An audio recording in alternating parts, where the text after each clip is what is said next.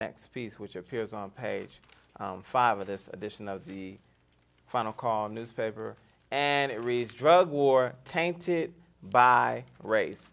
New reports show how enforcement focused on black men, women, and neighborhoods." And it's a very, very, very informative article written by our brother Jesse Muhammad, who's a staff writer who writes out of Houston, Texas. Read something and we'll jump right in, brother. It says, national reports detailing racial disparities in arrest and imprisonment were recently released by the Human Rights Watch and the Sentencing Project. The groups wanted to show that the war on drugs disproportionately targets urban youth and is in dire need of reform since its inception during Ronald Reagan's administrations. Most drug offenders are white. Come on.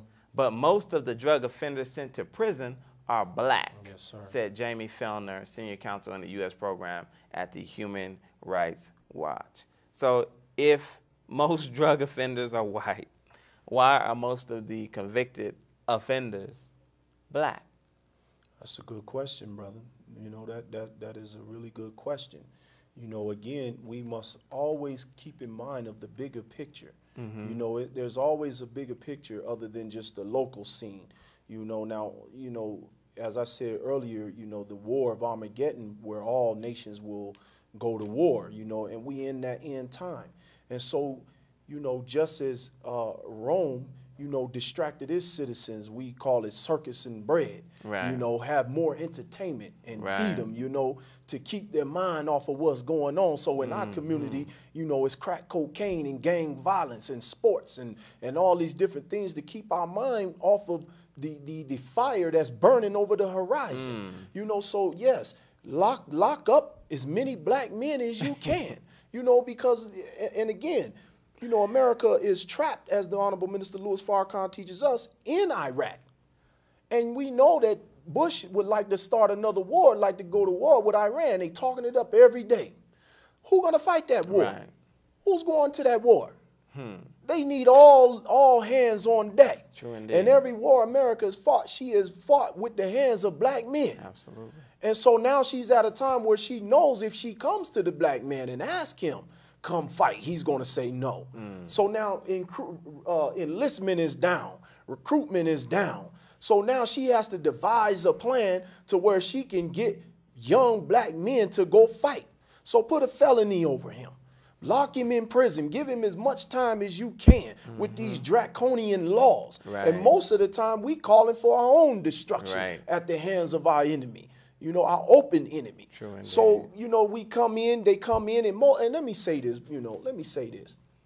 Most whites that, I believe, most whites that do drugs, you know, they do it as, you know, social and to feel good. Right. You know, most black men selling drugs to make a living, to get right, money. So if there was something equivalent to that, you wouldn't have black men selling drugs. You wouldn't have the drug problem in our community. And this is something they should be spending billions of dollars on, giving jobs and starting businesses for the community instead of locking brothers up with these draconian laws. Right. Now, you know, brother alluded to the infamous war on drugs, which was launched during the Ronald Reagan administration. Yes, sir. Now, first off, how do you view the war on drugs? I view it as a joke. You know, it is something that has not worked and has steadily increased. You know, and let's not even talk about these statistics. Let's talk about what we see in our community every day. Let's talk about the women who are leaving their children, the grandmother to raise the children because the mother strung out on crack cocaine. Let's talk about all the black men that are locked up for behind some piece of rock when the white boy get away with 5 ounces, you know, 5 grams of crack, you know. So, you know, it's desperately, you know, we are in desperate need of a change, you know, a mighty change to take place in our community. And, you know, this war on drugs, you know, give it to the Nation of Islam. Right. Whatever money you spending on drugs, on the war on drugs, give it to the FOI. You know they're not gonna do we that. have a program, a proven program that works. Right. So when all else fail, then comes Islam. There it is. There it is, yes, sir. And I'm in total agreement with you on that. I mean, the war on drugs is a joke, and really part of a vast conspiracy, in my opinion. You can't fight a war on an inanimate object. Yes, sir. You know what I'm saying? I mean, that's just ridiculous. Yes, sir. On one end, they say it's a war on drugs, but it's only select drugs. Right. It's only cocaine, marijuana, crack, meth, you know, that sort of thing. Yes, but sir. at the same time, you have a drug culture. That's right. The number one drug in this country is alcohol. Mm-hmm. But alcohol, of course, is socially acceptable, so you can't have a war on alcohol, even though there's more people in treatment for alcohol than any of the other so-called drugs combined. Right. You know what I'm saying? Yes, sir. You can't have a war on all drugs, because then you'd have to have a war on Lipitor. You'd have to Yes, have sir. a war on Zyrtec. You'd Yes, have to sir. have a war on all of this madness that they selling us on the daily on television and radio and magazine ads. So on one hand, America is a drug culture. Yes, sir. Whenever you have a problem, they want you to take a drug or take some sort of pill.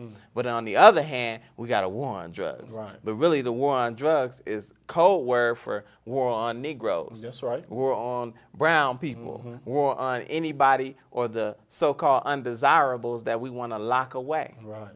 War on people that we can put into a system, which is the prison industrial complex, will put them in perpetual slavery for the rest of their life. That's right, absolutely. You know, so it's a trick, you know, and we really have to be cognizant to the labels and these sort of titles that these people are putting out in regards to having wars on this and that. Yes, because it's not that. It's something totally different. And brothers really need to become cognizant, because, like you said, we don't have jobs. They're not providing jobs. They're not providing educational opportunities for our young men or women, more so for our women than they are our men. Yes, sir. But what they will provide is an opportunity for the brother to sell some crack or to sell some weed, so he can get him a couple of dollars so he can put a couple of gallons of gas in his car. Yes, sir. Yes, sir. You know, so brothers really have to be cognizant of that. Now, this is I think you kind of touched on this earlier, but this question deals with these mandatory minimums and I think you mentioned the crack cocaine to powder cocaine, yes, sentencing guidelines. Now, are these guidelines, these mandatory minimums and whatnot, are they geared specifically towards black and brown people? Yes, sir, absolutely. See, you know, America never likes for us to remind her of her past. Soon as we get to speaking of her past, you know, the first thing they say is, well, it wasn't us, you know, y'all need to let that die down, the past. Slavery happened back then, but yet we still suffering today. Right. But they are so quick to remind us of our past. So when you get busted with some, you know, little crack cocaine, you know, and they lock you away for 5, 6, 7, 8 years, you know, for having, you know, just a few rocks.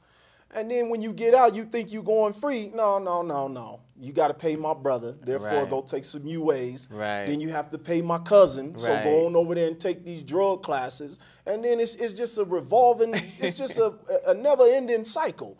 You know, so now it's double jeopardy now. Right. You know, it really triple jeopardy, because now you on your second strike.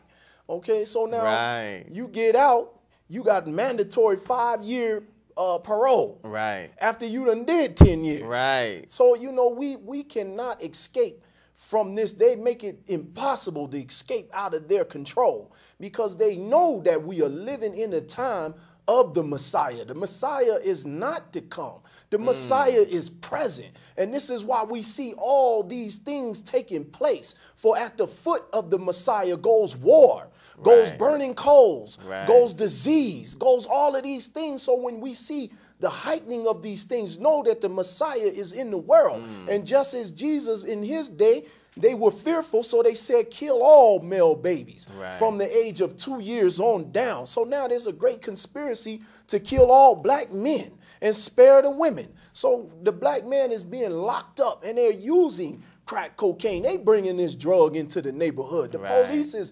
distributing these drugs into the neighborhood, oftentimes pulling brothers over and setting them up with the crack. you know, and it's just very unfortunate, you know, but it's all in Allah's divine plan. Right.